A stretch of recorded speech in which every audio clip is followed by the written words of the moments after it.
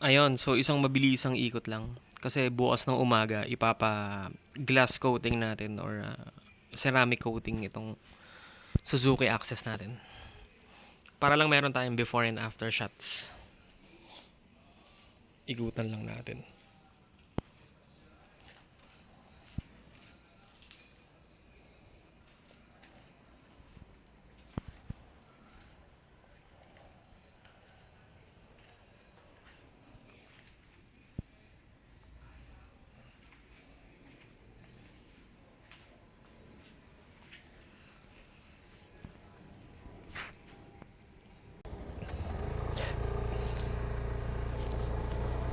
Yon, good morning. Samahan niyo ako. Papa ceramic coat natin tong Suzuki Access natin. Yung shop, 24/7 naman sila nag-ooperate. Pero yung gagawa, 6 a.m. pa daw. 5:11 a.m. pa lang ngayon. Galing kasi ako ng night shift. So, naisipan ko lang gawa ng video para mag-update kasi hindi pa tayo makapag-ride. Wala pa yung ORCR natin.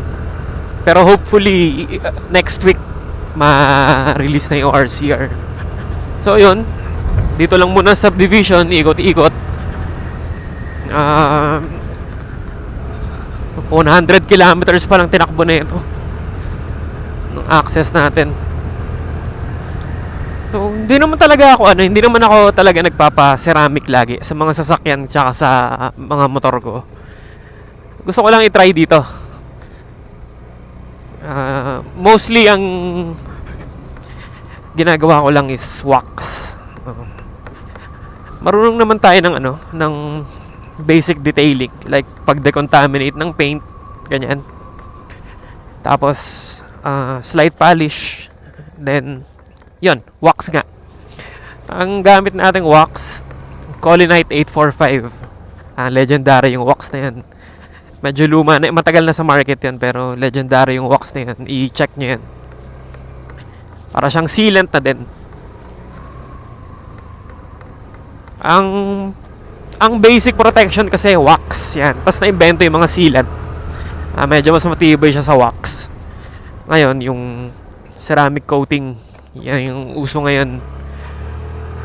Medyo lesser yung maintenance ng ceramic coating kasi nga matibay siya. Maganda yung resistance niya sa mga dirt, yan, contaminations.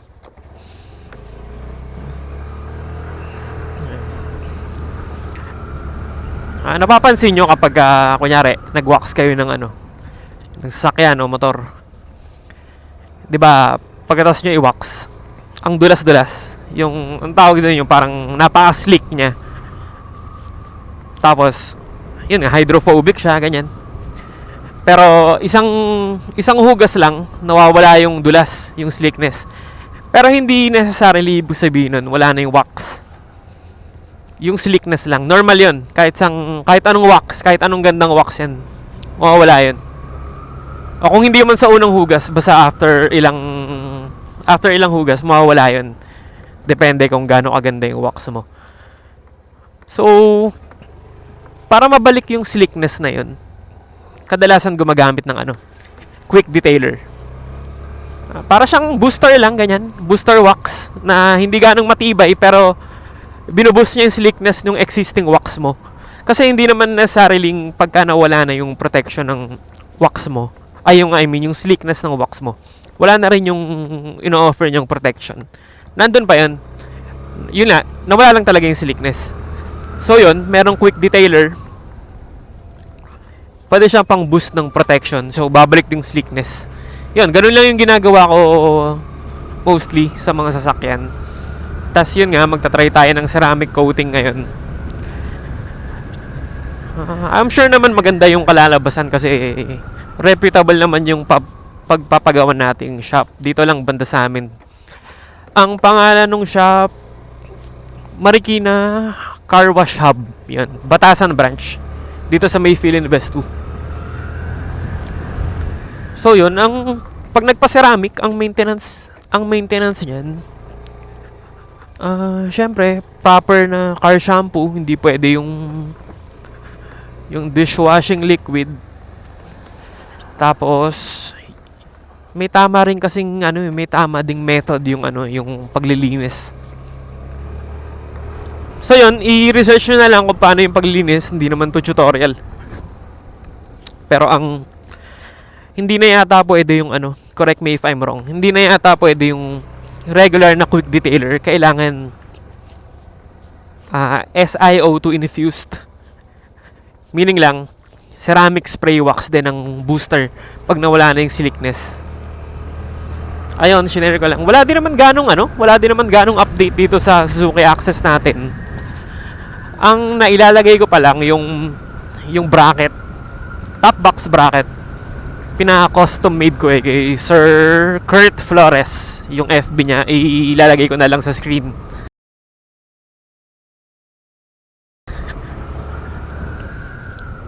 May mga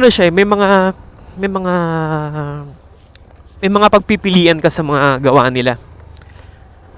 Pulido naman siya gumawa, malinis yung pagkakagawa sa bracket. May special request lang ako kaya wala sa mga options niya, mamaya ipapakita ko.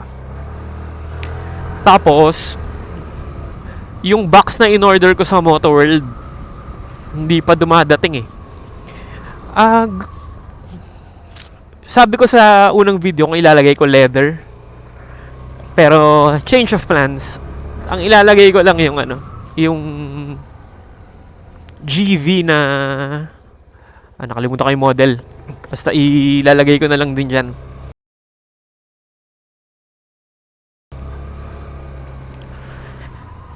Kasi para reliable. Ganun. Hindi ko naman sinasabing unreliable yung mga leather, pero syempre, 'di ba? Pag umulan, ganyan. Para mas protektado yung mga gamit kasi mukhang gagamitin ko na nga 'to Mukhang gagamitin ko na nga pamasang 'to kasi nag-e-enjoy ako. Hindi kwadrado yung kinuha ko, medyo bilugan siya para kahit paano hindi masira yung pagka-classic scoot niya.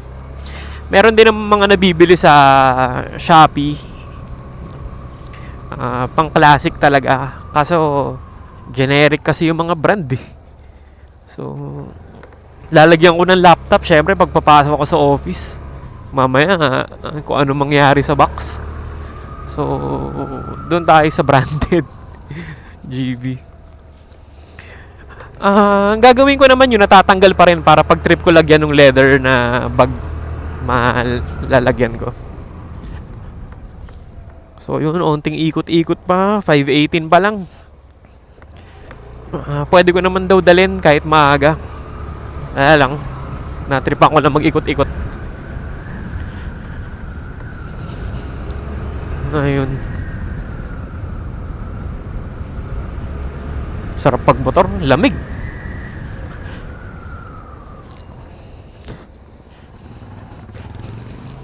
Dyan yun ito yung car wash Yan yung may ilaw na yan. Yan. Maya dadaling ko na.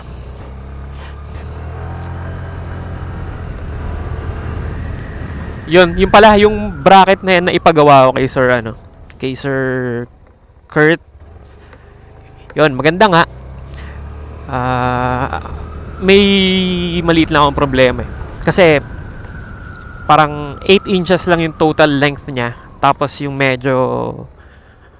yung pwedeng maipag-mountan 6 inches yung length.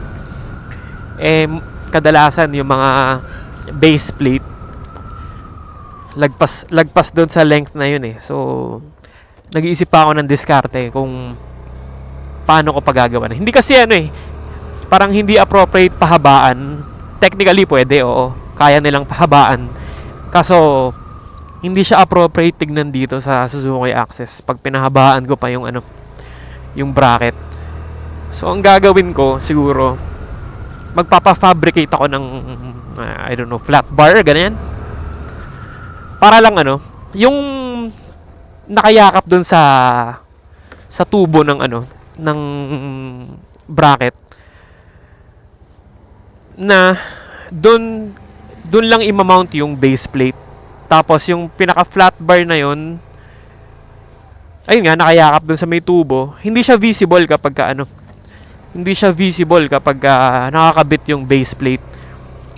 Tapos yung lock siguro may screw para matatanggal ko pa rin siya pagka ayoko mag-box na hindi nasisira yung aesthetic ng Suzuki Access.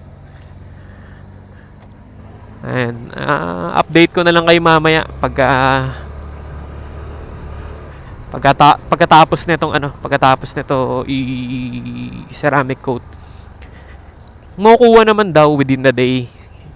Matutulog muna ako, tapos kung magising ako ng maaga, bisitahin ko, puntahan ko.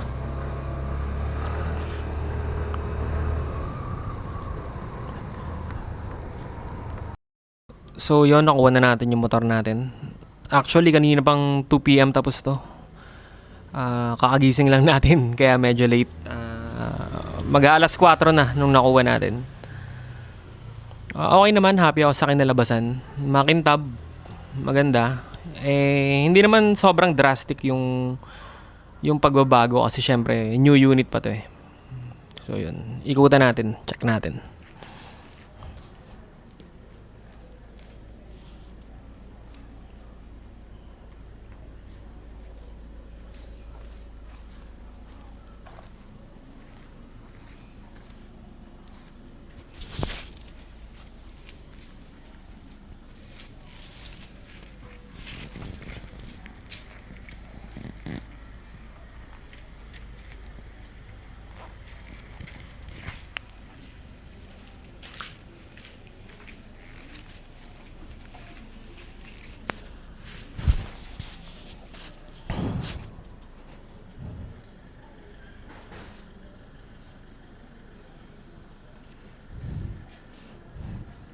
Yan, actually pati itong windshield nilagyan nila ng coating. Yan. Tapos ito yung top box bracket natin. Yung pinagawa kay Sir Kurt Flores.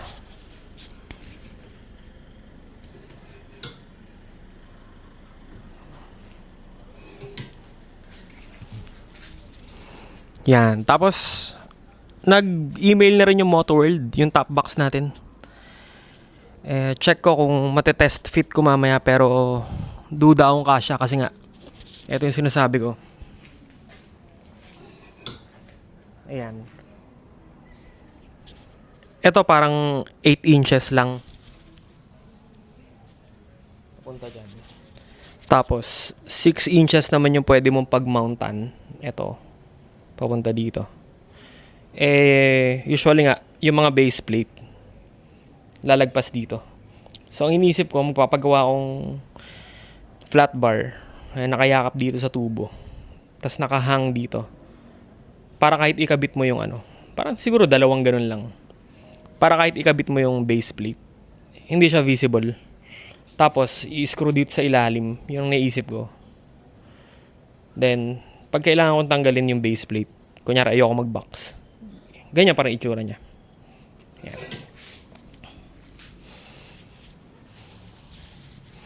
Yan, ganyan lang yung goal nating itsura.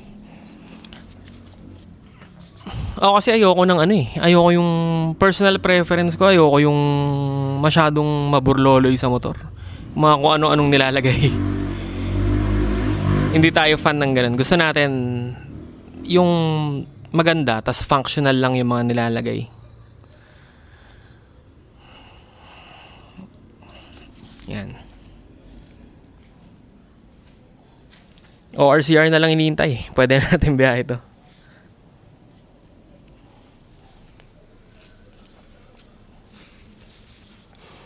Sa mga magtatanong kung magkano yung inabot yung ceramic coating, siguro budget kayo ng mga between 2,000 and 3,000. Depende sa shop syempre. At least protektado na siya. Kahit hugas-hugas lang, hindi na masyadong didikit yung mga dumi. Yan, tapos nagabit pala tayo ng to phone holder para siyang style ng quad lock. Pero sa Shopee ko lang nabili yan. Yan.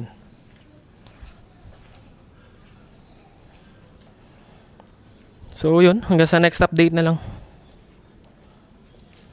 Wala naman ng iba dito sa motor.